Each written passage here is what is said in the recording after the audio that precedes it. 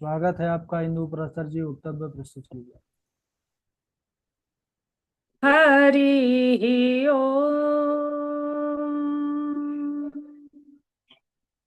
अस्मत् गुरुभ्यो नमः।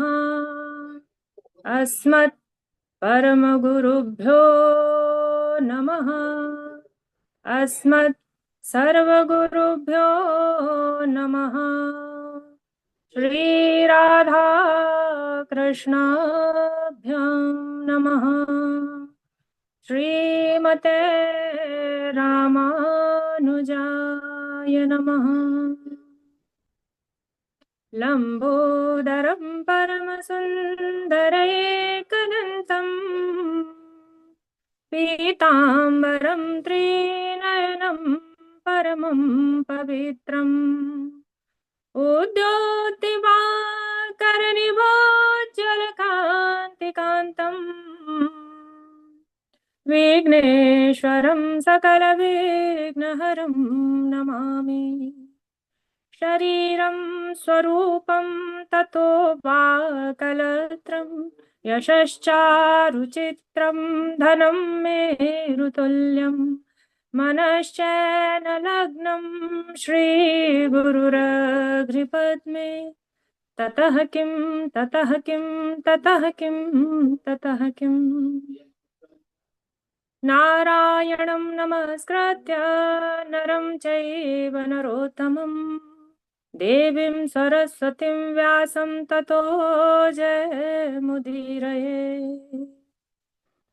जयतु देवो देवकी नन्दनोऽयं। जयतु कृष्णो वृष्णिवंशप्रदीपः। जयतु मेघश्यामलः कोमलांग। जयतु पृथ्वी भारनाशो मुकुन्दः। कृष्ण त्वदीयपदपङ्कजपञ्जरान्तम् अद्यैव मे विशतु मानसराजहंसः। प्राणप्रयाणसमये कफवातपित्ते कण्ठावरोधनविधा स्मरणं कुतस्ते। वराहपीडं नटवरवपुः कर्णयो कर्णिकारम् बिभ्रदवासः कनककपिशं वैजयन्तीं च मालाम्। रन्ध्राणवेणोधरसुदया पूरयन् गोपवृन्दैः वृन्दारण्यः स्वपदरमणं प्राविशदगीतकीर्तिः। करारविन्देन पदारविन्दम् मुखारविन्दे विनिवेशयन्तम्। वटस्य पत्रस्य पुटे शयानम् बालं मुकुन्दं मनसा स्मरामि। रामाय रामभद्राय रामचन्द्राय वेदसे रघुनाथाय नाथाय सीताय पतये नमः। अञ्जनानन्दनं वीरं जानकी शोकनाशनं कपीशमक्षहन्तारं वन्दे लङ्काभयङ्करम्।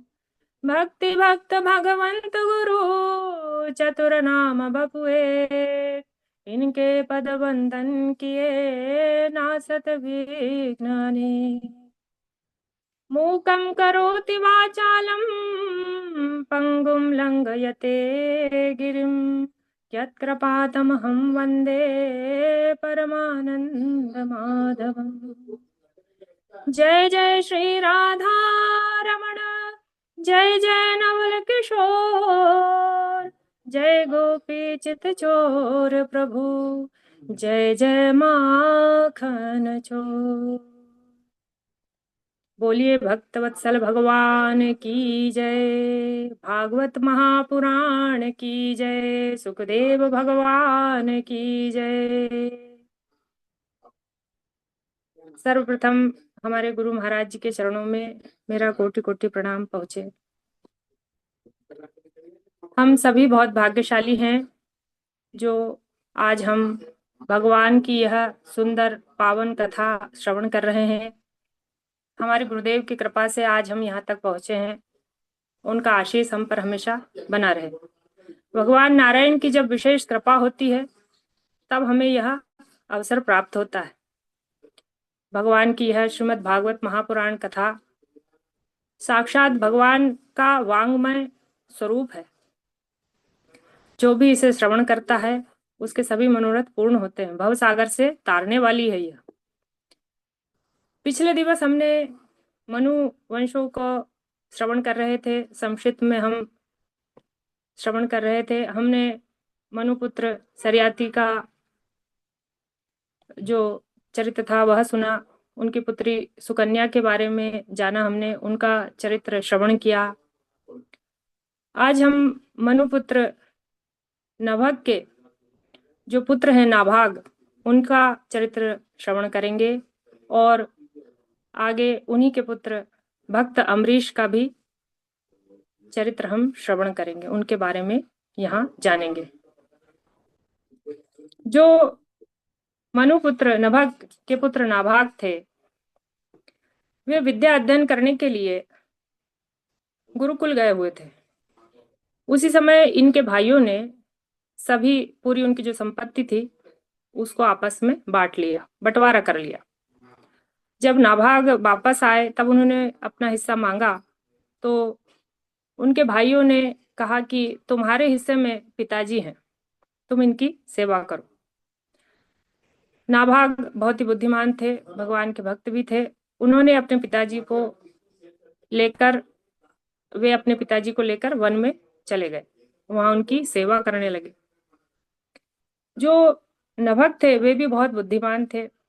उन्होंने देखा कि वन में कुछ ऋषि यज्ञ कर रहे हैं, तो उन्होंने अपने पुत्र नाभाग को बताया कि पुत्र, यहाँ पर ऋषिगण जो है वो यज्ञ कर रहे हैं और उस यज्ञ में वे ऋषि लोग छठवें दिन एक गलती कर बैठते हैं, यज्ञ में भूल कर बैठते हैं। इसलिए तुम वैश्वदेव संबंधी 2 सूक्त उन्हें बतला देना।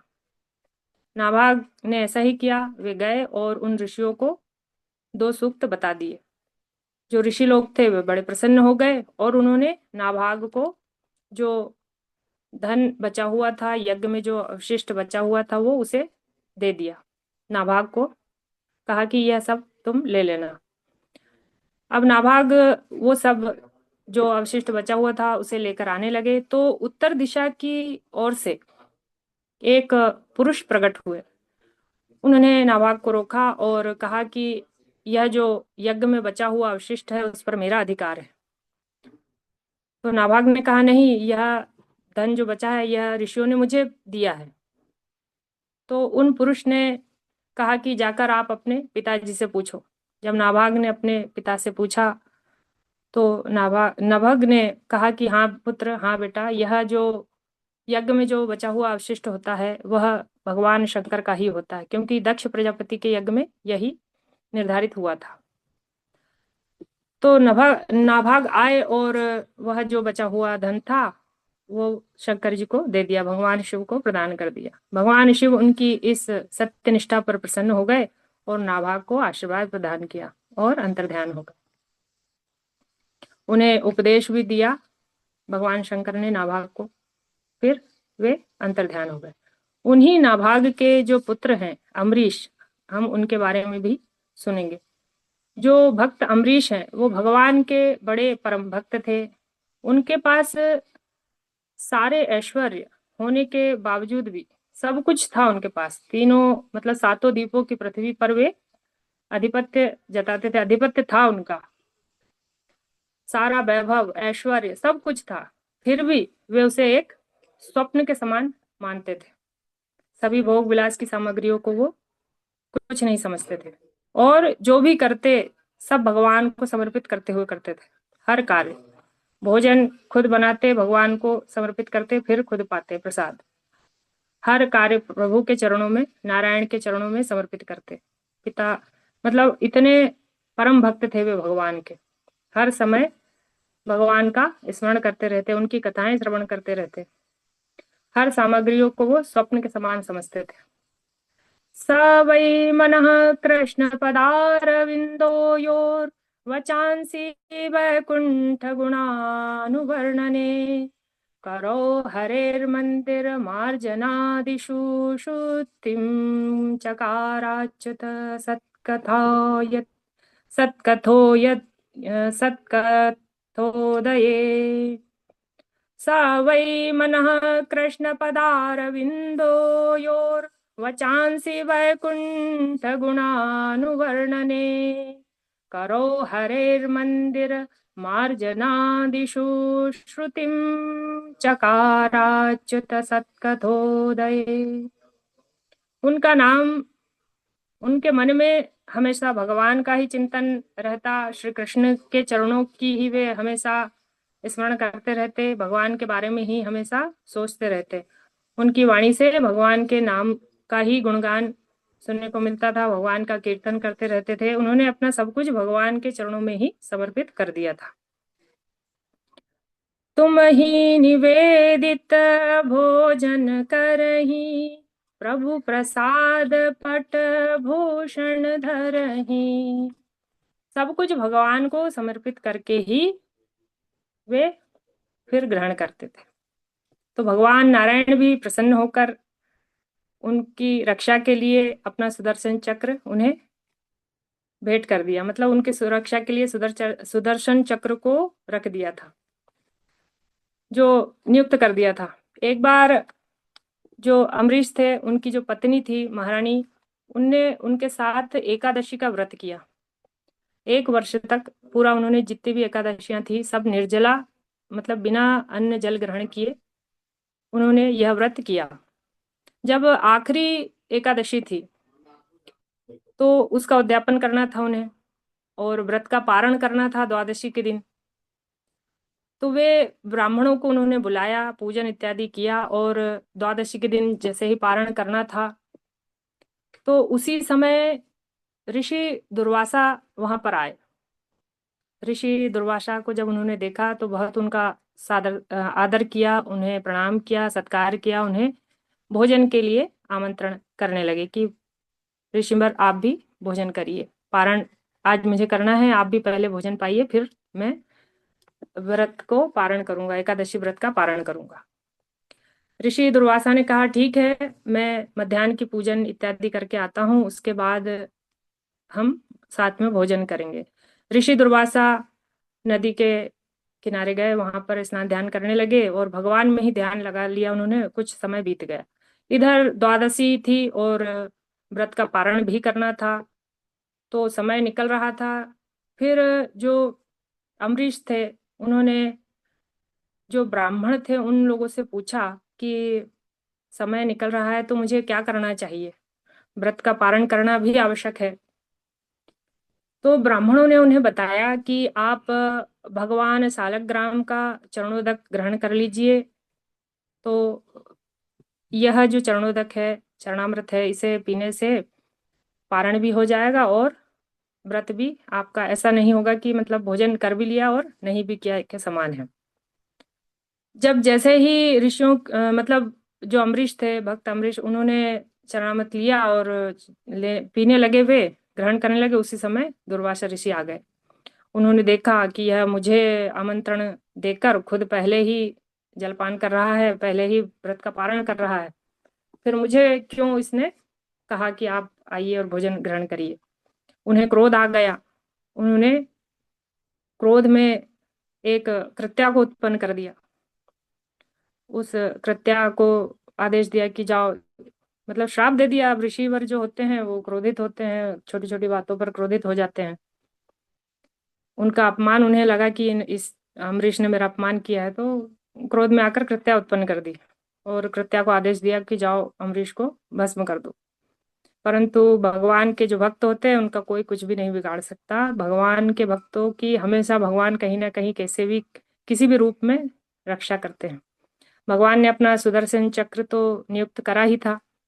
जैसे ही कृत्या उत्पन्न हुई, सुदर्शन चक्र प्रकट हो गए और कृत्या को भस्म कर दिया।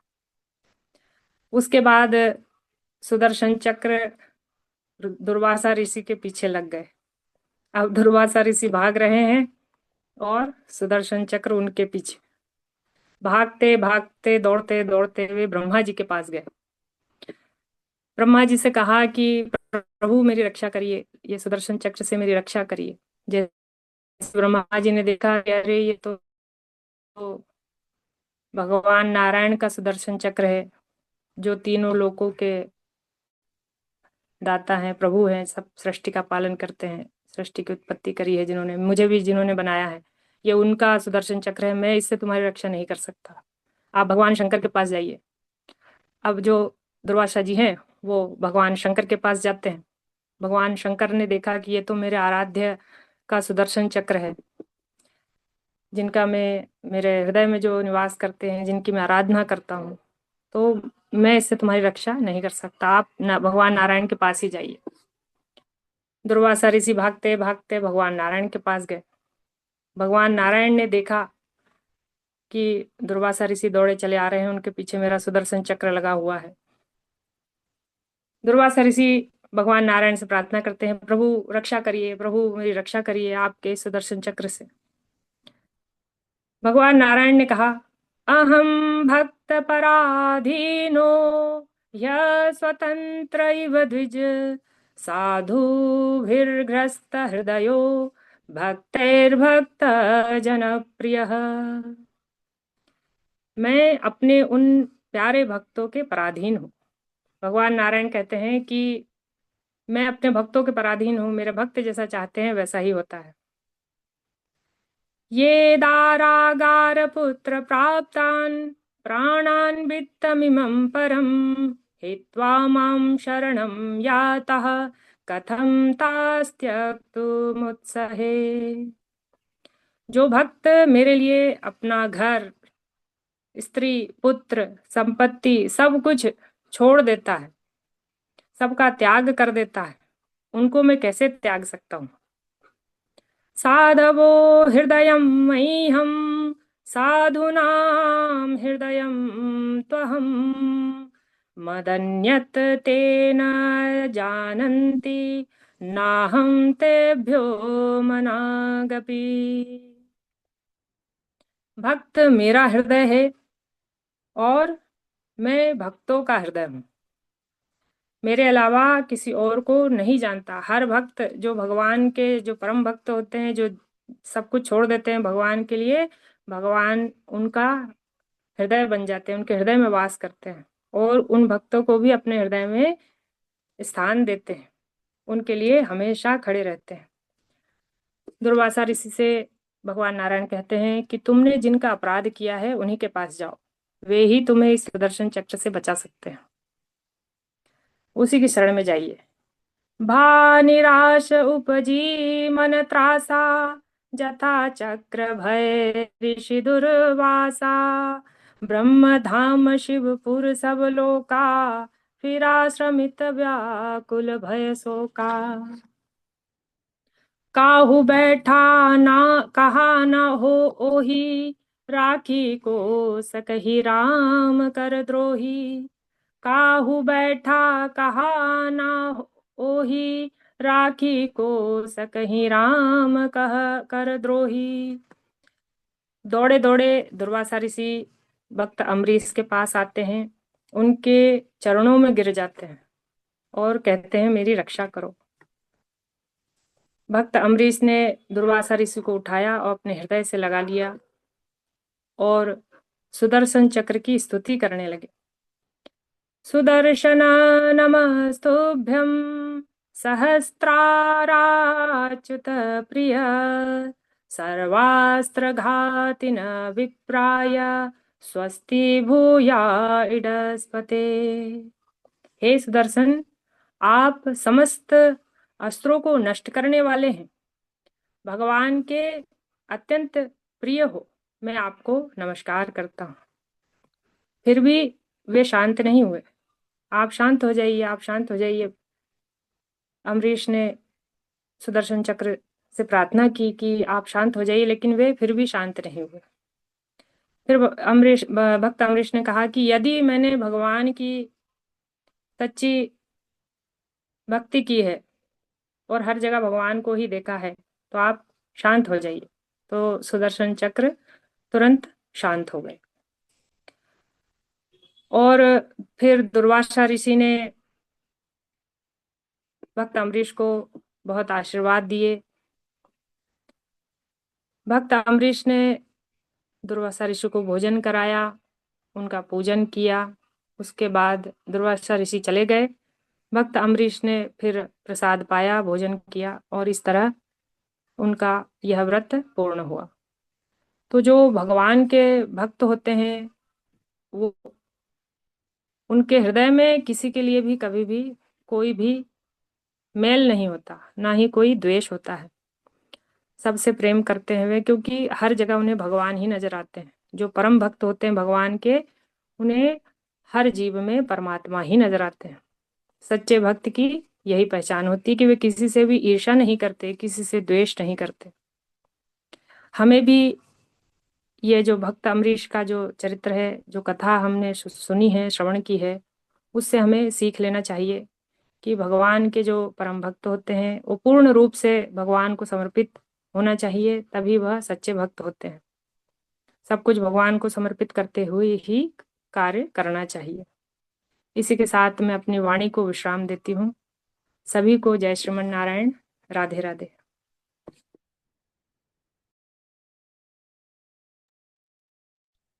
बहुत सुंदर वक्तव्य, बहुत सुंदर पराशर जी। भक्त अम्बरीश का चरित्र आपने बहुत सुंदर समझाने का प्रयास किया और बहुत हद तक आपको सफलता भी मिली। एक श्लोक में जरा सा बोलने में दिक्कत हो रही थी, वो भी ठीक हो जाएगा। राधा माधव की कृपा हमेशा आप पर बनी रहे। जय श्री राधे। जय श्री राधे। बहुत अच्छा। जय। हिंदू पराशर जी, बहुत बढ़िया रहा। हमारे जज जी ने जो कहा, थोड़ा श्लोकों पर जो ध्यान देना है, बाकी बढ़िया है, बहुत अच्छा। हाँ गुरु जी, वो ध्यान याद नहीं किया था, मतलब पहले किया था फिर भूल गई मैं उसको, बहुत पहले याद किया था ये। कोई बात अब नहीं। आगे से मैं अच्छे से तैयार करके फिर नेक्स्ट जो रहेगा वो करूंगी। ठीक ठीक।